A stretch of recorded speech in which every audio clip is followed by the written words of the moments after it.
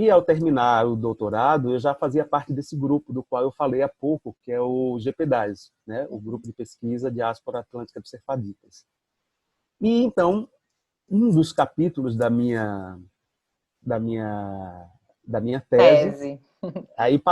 esse capítulo passou a compor o livro que reúne outros trabalhos de outros integrantes do grupo. E Então, quem teve a ideia, eu sei que você é organizador, né? Mas quem foi que sim. teve a ideia, o estalo de dizer assim, vamos juntar aqui alguns dos nossos trabalhos e publicar um livro? Esse insight, essa É. ideia, foi do coordenador do grupo de pesquisas, professor Marcos Silva, cara incrível, e que entusiasta, né, do estudo, entusiasta da pesquisa e desse universo sefardita, né? Uhum. Então ele inclusive desenvolve uma pesquisa interessantíssima sobre o criptojudaísmo no sertão de Seridó, no Rio Grande do Norte. Trabalho interessantíssimo, Uma região riquíssima. riquíssima. É, tem muitos descendentes de judeu sefardita ali no Seridó. Demais, Muitos, demais. muitos, muitos. E os elementos eles vão assim surgindo em todo lugar, né? Você percebe esses elementos na literatura, na arquitetura. É muito mágico assim. Uhum. Então o professor Marcos Silva, dentro de uma das diretrizes do grupo de pesquisa, ele achou que esse trabalho que é realizado por todos, ele precisava também ter uma devolução para a sociedade enquanto de uma maneira mais simplificada, que fosse pelo livro.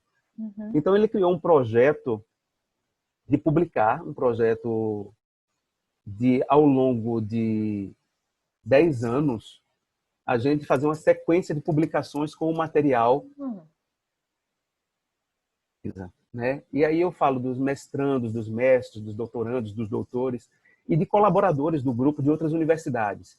O grupo, o GPDAS, ele tem colaboradores da USP, ele tem colaboradores de universidades do Rio Grande do Norte, Universidade da Bahia.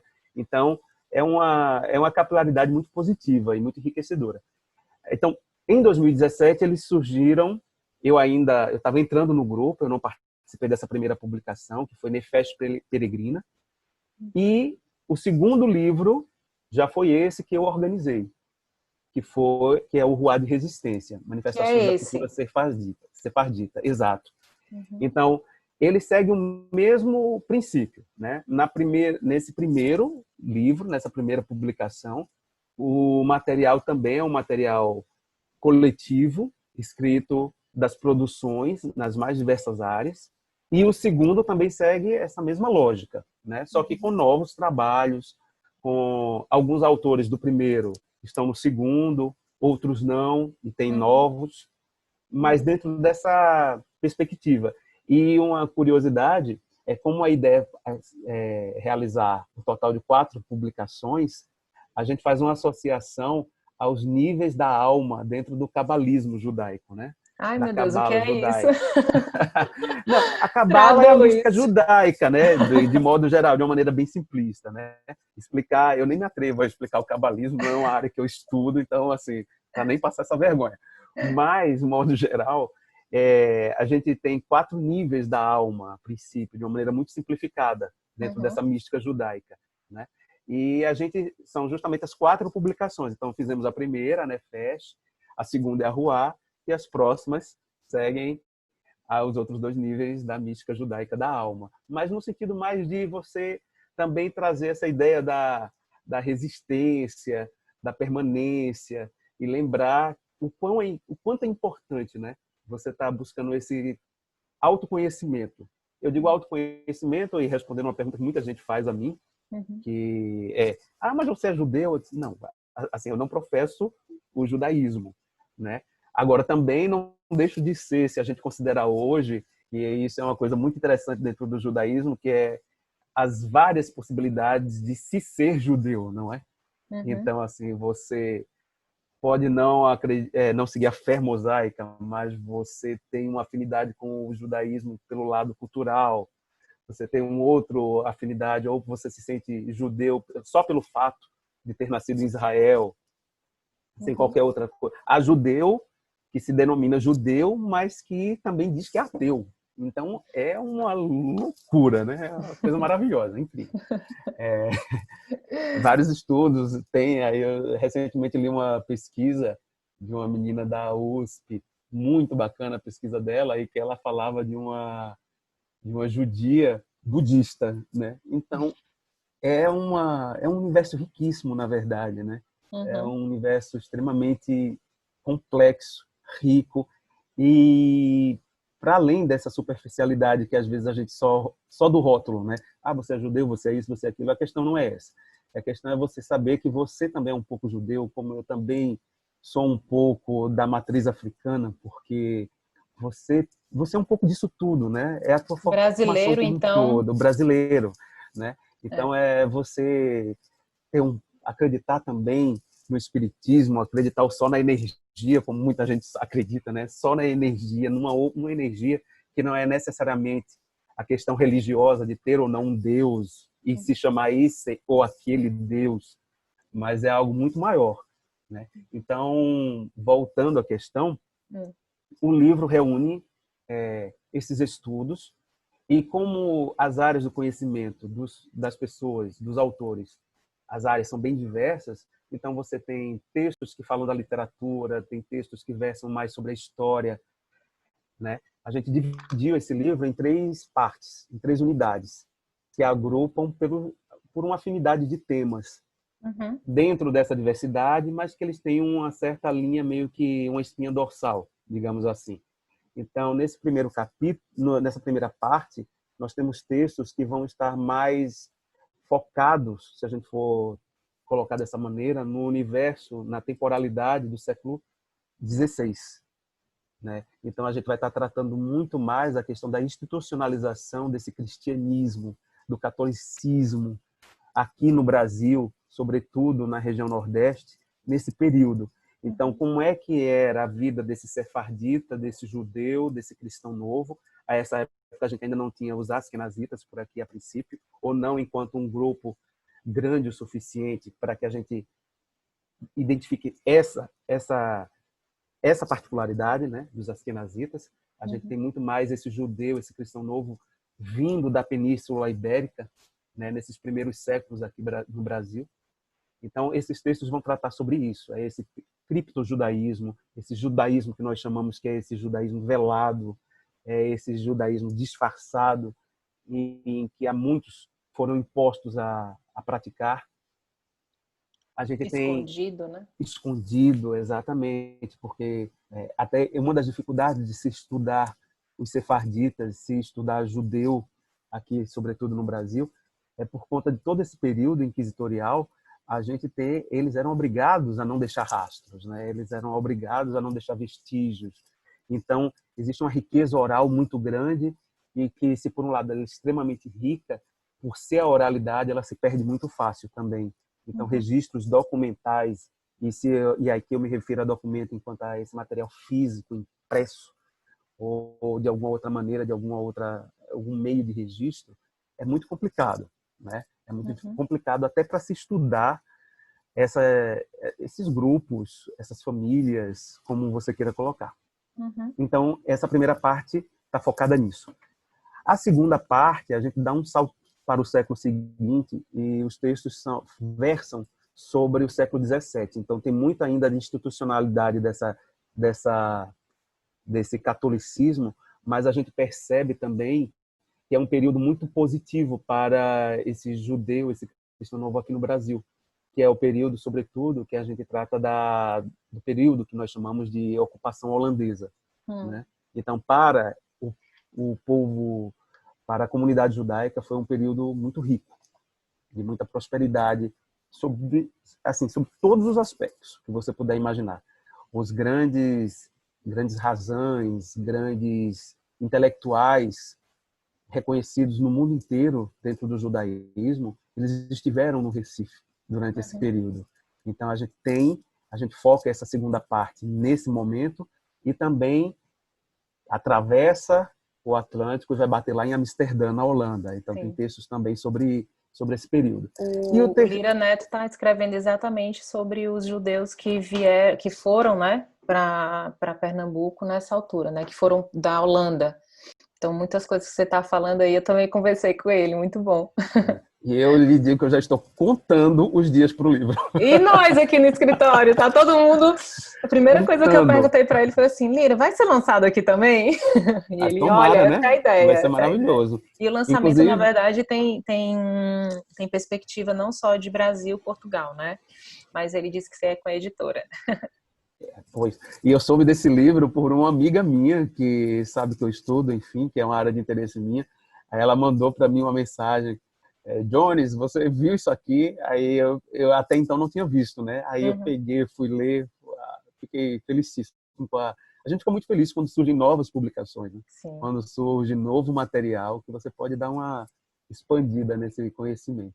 com E certeza. finalizando o livro, a terceira parte, ele chega à contemporaneidade, né? Que é a parte Então, que, inclusive, você escreveu também, a terceira parte, não é? isso, a Você terceira faz parte. parte, a parte que eu componho também. Uhum, E aí eu levo o estudo para esse lado do estudo da morte, agora não mais dos costumes em si, como eu fiz no livro anterior, mas aí eu trato a morte dentro de uma perspectiva outra, uma perspectiva antropológica, claro que é minha área de estudo, mas de uma discussão, digamos assim, mais filosófica, né? Como é que esse judeu hoje do Recife, que foi o meu grupo estudado, como é que ele entende a morte? Ele acredita que a morte representa o quê, né? Por que é que eu faço todos aqueles costumes, todos aqueles ritos, todos aqueles rituais? Por que fazê-los? No que é que eu acredito e o que é que me motiva para que eu faça? E uhum. depois disso tem alguma coisa? É o que? É reencarnação? É ressurreição? É a vinda do Messias? O que é que está para além dessa morte, né? Então, eu estudo e é um estudo que foi Você bem consegue difícil. resumir assim rapidamente o que seria, então? Em linhas gerais, o que eu consegui perceber desse grupo é que é um grupo que carrega, ele é produto de toda essa história dele, né? Então é um grupo que acredita, via de regra, que a morte não é o fim, né?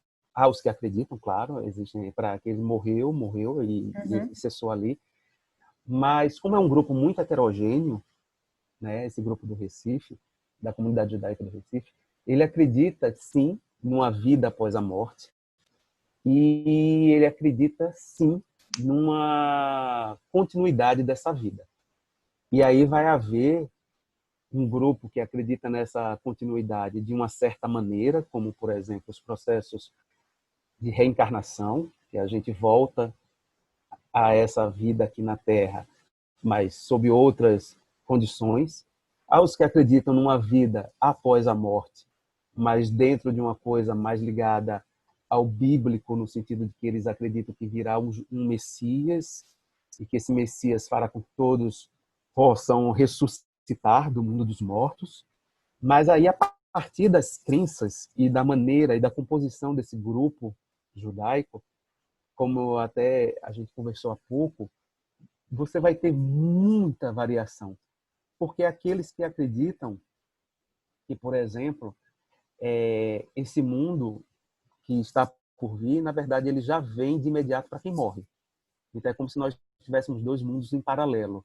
Esse nós que nós habitamos e esse uhum. outro para onde vão todos e que acabaram já, deixaram esse mundo nosso e já passaram para o outro. Há os que acreditam que não, que vai ser dessa maneira, mas um está após o outro dentro de uma seta histórica, vamos dizer assim. Então, Uhum. quando esse Messias Tem uma chegar, diversidade aí dá uma dentro disso, né? diversidade. É assim, sintetizar, dizer a você que é assim, é muito complexo. Não, Até não, porque a não, gente não está falando aí de um estudo de doutorado, né? Não podia ser resumido assim em 5 minutos, né? mas eu acho que o grande complicador, na verdade, sabe, Carol, é o fato do assunto ser muito, muito controverso no sentido de que ele permite várias leituras.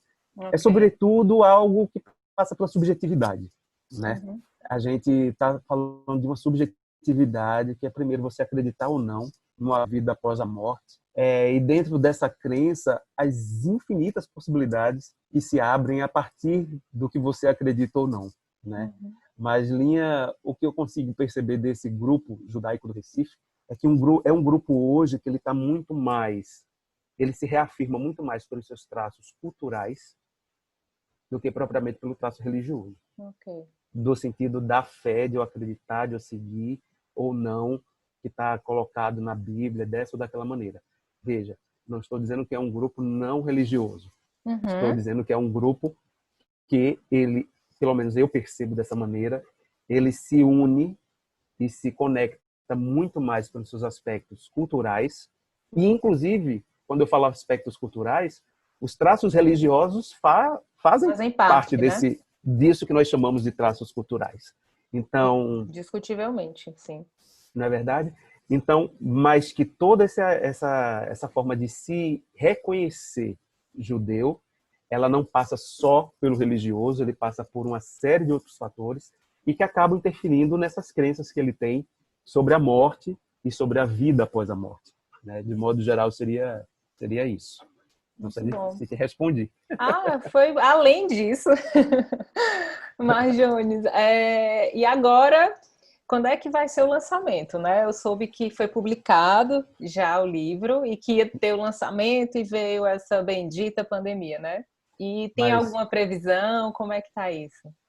veja só, o livro ficou pronto, pronto, pronto. Inclusive, quando a gente estava conversando com a editora, todo o planejamento, na verdade, era para ele ter saído no fim de 2019.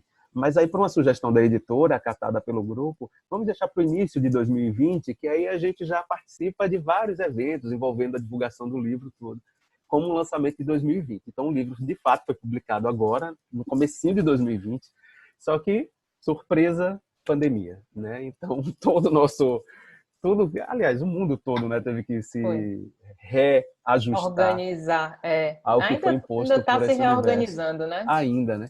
Então, assim, se eu disser a você, tenho agora a data para fazer lançamento, a gente ainda não tem. Inclusive, ainda, acho que foi antes de ontem, o nosso coordenador, o professor Marcos Silva, do grupo, ele pediu para que nós nos reuníssemos, né, nesse sistema que está todo mundo se reunindo, que é Uhum. virtual, para que a gente possa deliberar algumas coisas do trabalho, das atividades do grupo, que inclusive não parou mesmo com a pandemia. Nós realizamos seminários virtuais, cursos virtuais, e que Uhum. foi extremamente interessante para poder não parar, né?